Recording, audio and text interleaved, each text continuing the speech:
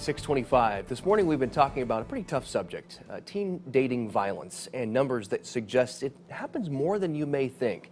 Well, joining us to talk more about that now is Glenn Augustine with the Indiana Youth Institute, the organization that compiled the numbers, puts them together on that and many other issues when it comes to young people. Thanks for getting up early and being here with us this morning, Glenn. Thanks for having me here, Dustin. So what are some of the highlights you learned when it comes to teen violence, and teen dating and violence? Well, you know, as you put up earlier, Indiana is second in the nation in the percentage of teenage girls who are victims of teen dating violence. And you had a great interview there who talked about the fact that, you know, when children are starting into the dating world, they don't often know what those boundaries are, when to say no, when to say that this behavior isn't appropriate. So, you know, when we look at those numbers, it's not only that we've seen these numbers, these are the latest numbers that we have from about 2011, but even before that, Indiana ranked high in the percentage of teens who are the victims of teen dating violence, both girls and boys.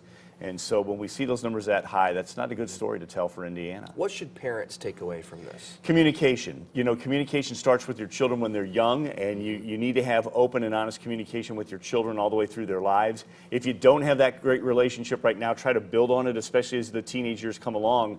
That is a time when teens tend to get a little bit more independent. It can be more difficult, but teens actually crave that attention from their parents and those conversations. And so making sure that you have open and honest communication before your child goes out on a first date, laying out pretty clear expectations, who they're going with, contact phone numbers to get a hold of them, where they're going, what times they'll be there, what times you expect them home, and following up with those things as well to make sure that those expectations are met. All right, I want to switch gears now and talk about another subject, numbers that are headed in the right direction, and that is teen pregnancy. Yeah, it's at an all-time low. Teen pregnancy numbers have actually been going down for years, and whether children are getting the message to abstain from sex or they're actually protecting themselves during sex, those numbers being so low is a positive sign for not only young boys and girls, but also the children that they're not having.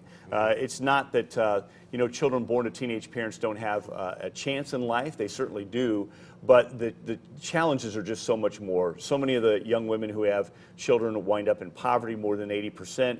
Very few finish get a high school diploma by the time they're 22, and even the teenage fathers tend to struggle in school as well. So not to mention the fact those girls often are the ones who are at the highest rate of using drugs or alcohol while they're pregnant, and so that can cause complications for the child as well. Low birth weight, being born premature, those are not only issues that they may struggle to overcome in the first year of life, but they may have chronic physical and emotional problems that will last throughout life. Important messages. We're going to have more on this online later this morning at WLFI.com. Glenn Augustine with the Indiana Youth Institute. Thanks for being here this morning. Thanks for having me. All right, we are